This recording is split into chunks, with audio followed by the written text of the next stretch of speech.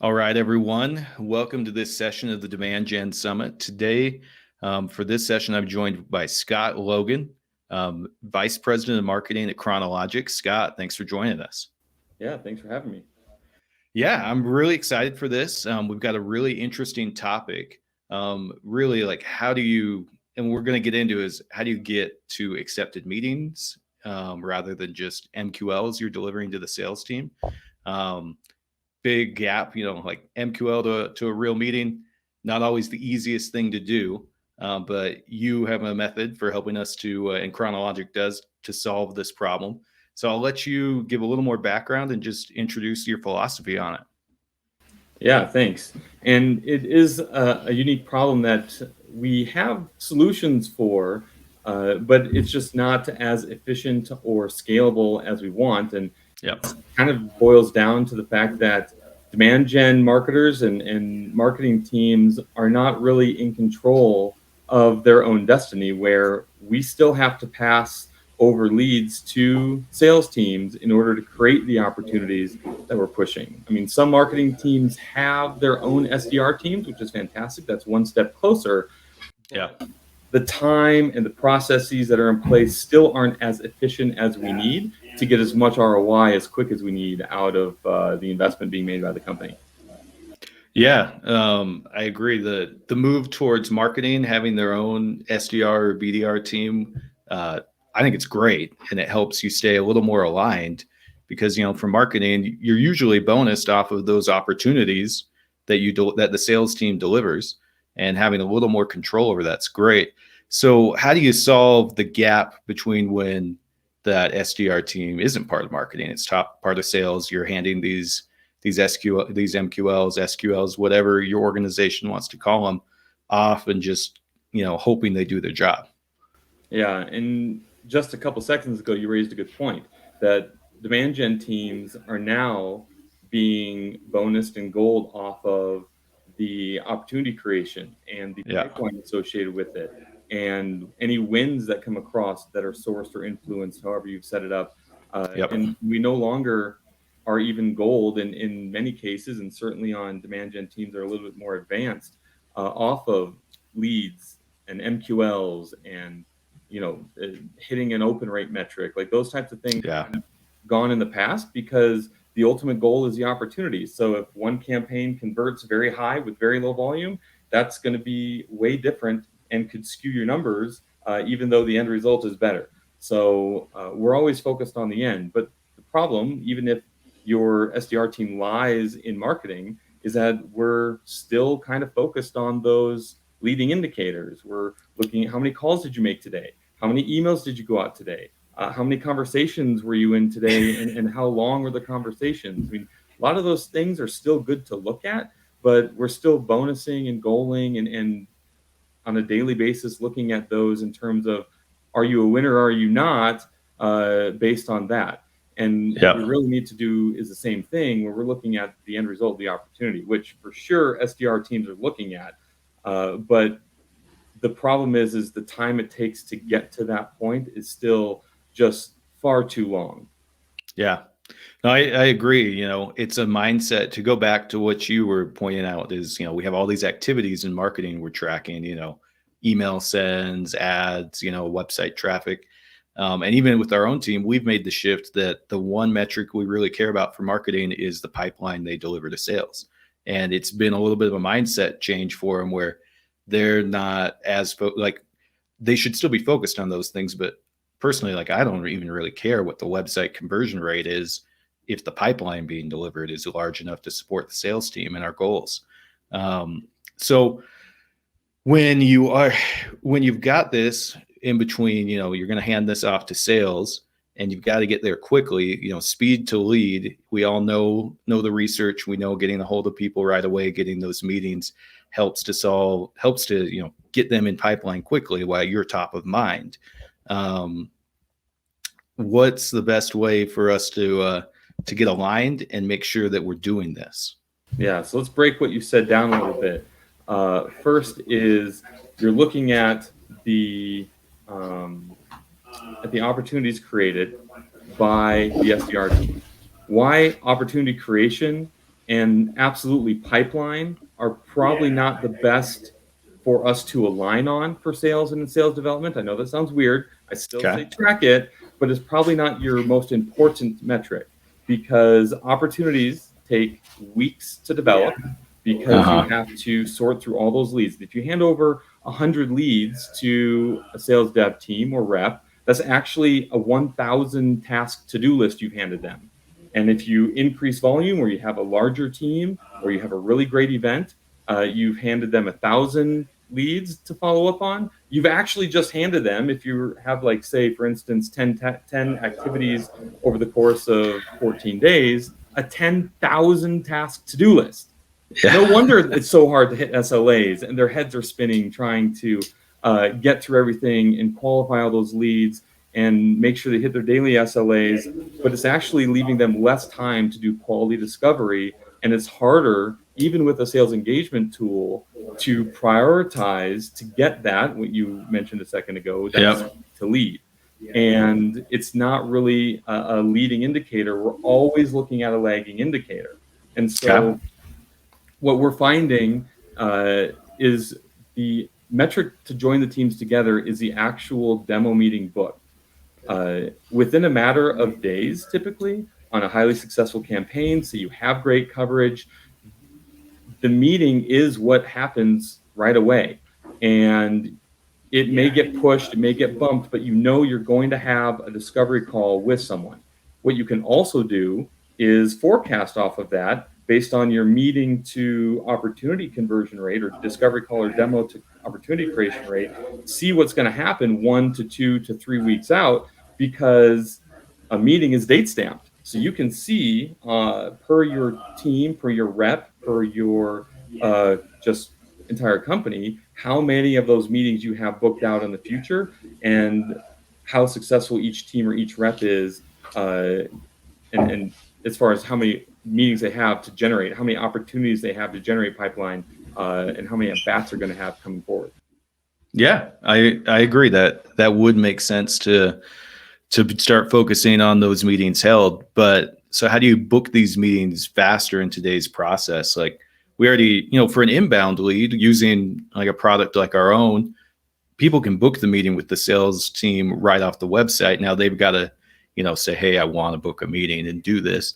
For those people that aren't just hand raisers and willing to book the meeting right off the site, what do you do to get that meeting on the books faster? Yeah. So here you're like, no duh, because there's one way to get those meetings on the book. That's a great leading indicator. You probably agree with that. And it's more predictable. You probably agree with that at this point. You can set it up in your CRM that way, or even use a tool to do that. But you still have to chase those leads.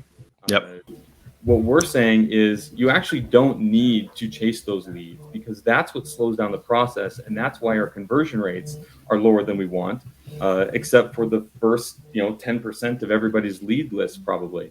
And what we're saying is to take a calendar first approach.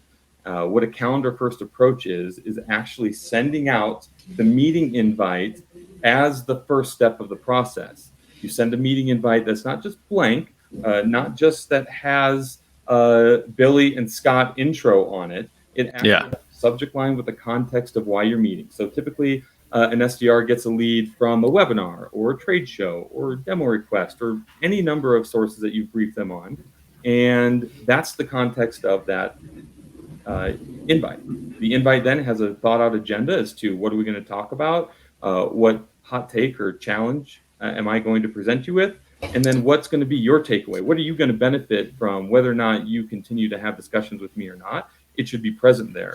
We also accompany that with an email drawing attention to that meeting that just pumped on their calendar, to let them know the detail of the context of that call. And the first thing everybody tells me when we say that is, that's way too presumptuous. We're going on it's asking for marriage before we've even gone on a date. We don't even know. Well, maybe if you're the salesperson saying that, but this is a demand gen conference and demand gen summit, and we spend a lot of time figuring out what is our TAM, What is our ideal customer profile? Yep. How much intent is there? How much engagement is there?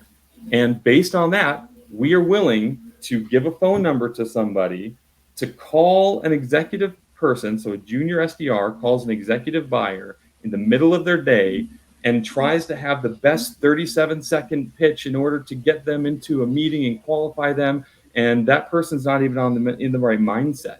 You probably have a local presence. It probably tricks them into thinking it's their daycare calling, and they don't even know what they're getting into, and they're already working on something else. So it's not a great environment to create value in the first place. And with an email, there's so many firewalls and so many other ways that that email message could get skipped or missed, or the copy gets changed by the sales rep based on whatever experience they had in marketing. Like, you should not have done that. So when you send the calendar invite, it avoids spam filters. It can be Yeah, so that was something I wanted to ask you. Does a calendar invite avoid the spam filters altogether? Yeah, most of the time what we're seeing is that you won't get caught in the spam filter where an email will. It also, even more importantly, it shows up on someone's calendar with a little bit different of intention. You're like, Yeah. let me actually take a look at this meeting. And if it's blank, like most people's experience is, then it's going to be thrown in the garbage and you're going to look stupid. But if it has context and it's sent right when that engagement happens, so if you use a calendar automation platform like ours, it can be triggered immediately. Or if you do it manually, you send it as fast as possible. Now you're getting complete coverage with the ultimate intent signal first, up front. All this you do is to get a yes. And they already know before you talk to the rep if they're in the market to buy. And because their business isn't going to change immediately overnight. They already know if it's in the solution for them. And you don't have to have a rep doing the job, the part of their job they hate the least, over and over and over, and wasting time, when they could just have that meeting accepted within a matter of minutes of sending out some meeting invites. And that intent signal is a one click for them and very little to no work on the behalf of the rep. And it just saves everybody the poor experience of being lead chased, and a good experience in the first conversation being a structured, thought out, with the right resources, maybe with a sales engineer if you need to, in that first discovery call where they can actually decide whether or not to continue with you. Okay. All right. I've got a couple questions. I want to dig in on how you do this process really well for you. So you mentioned you don't just send a calendar invite. You've got an agenda why we're doing it. You guys have been doing this for a while.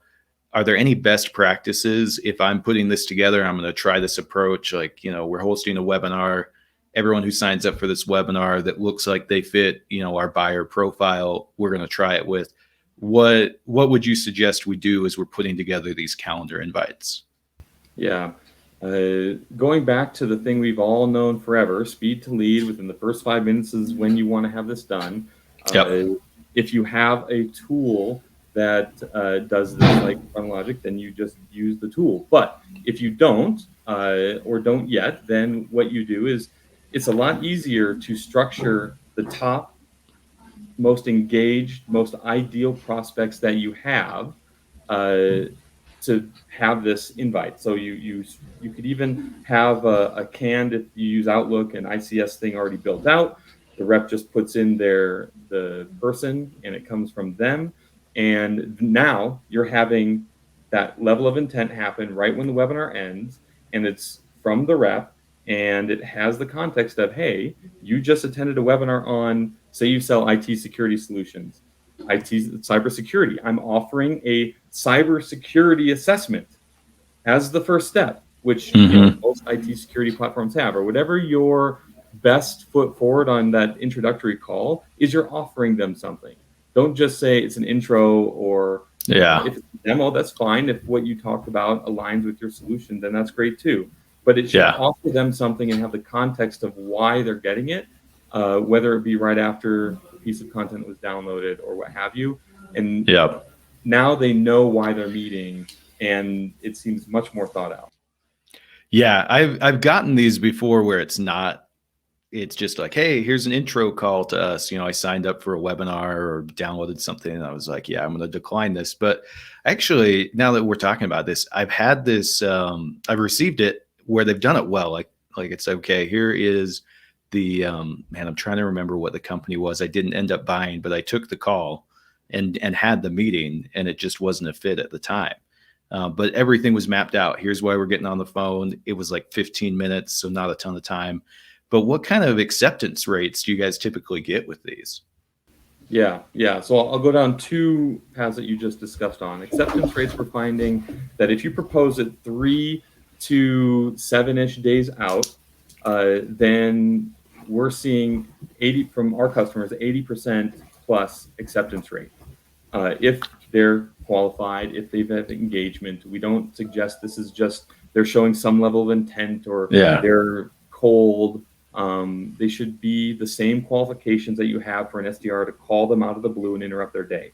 That same level of qualification should go for this. And it really, in many cases, and I'll go through some use cases here, it's not just double, it's like triple or quadruple the amount of meetings you can book in a serious fraction of the time.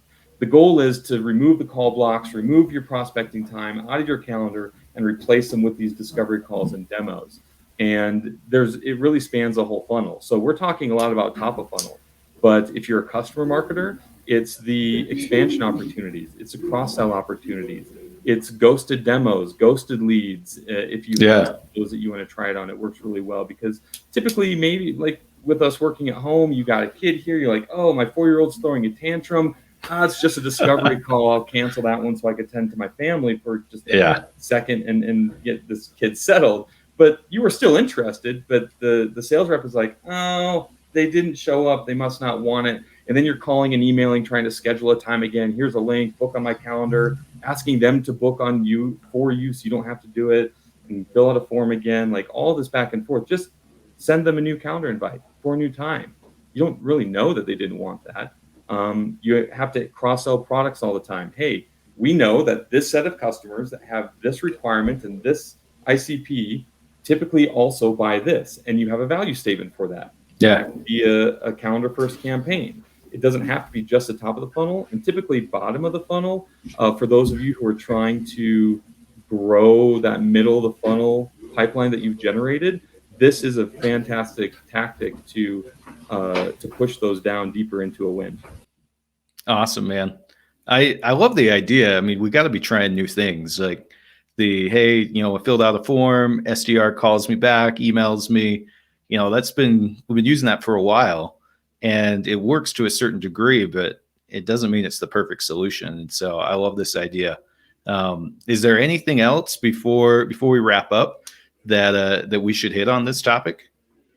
Yeah, I think just there's a few takeaways here. Align with your sales dev team on the meeting and start to track your meetings. If you have to create a custom object or just utilize what's already there in your activity to create a specific activity type in your CRM that has a date stamp on it, start tracking that. Now you're going to be able to see how well a campaign did right away instead of weeks. So within days or a week, you can now report back to that. How did last week's campaign go? With it actually has this many meetings scheduled for the future instead of we're making calls, we're making emails, no opportunities yet. You're like, of course there's no opportunities yet.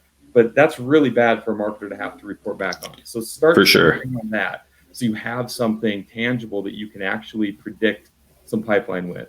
The second thing is try a few use cases of Calendar First to try and get more of those meetings on the calendars quicker. Look at your best leads, your best conversion, and those are going to convert no matter what with your hottest leads and your hottest events and your cross-sell, upsell customer campaigns.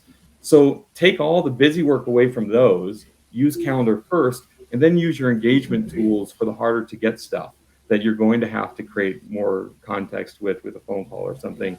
And then there'll be more time for that. Many of your top reps at your companies probably have already done this in the past. And then third, I'll just say, if you want to be able to do it at scale, then go ahead and contact Chronologic and we can help you. Okay. Awesome, Scott. Appreciate you sharing the knowledge and being part of the Demand Gen Summit. No problem. Thanks for having me, Billy. Okay, we'll chat later.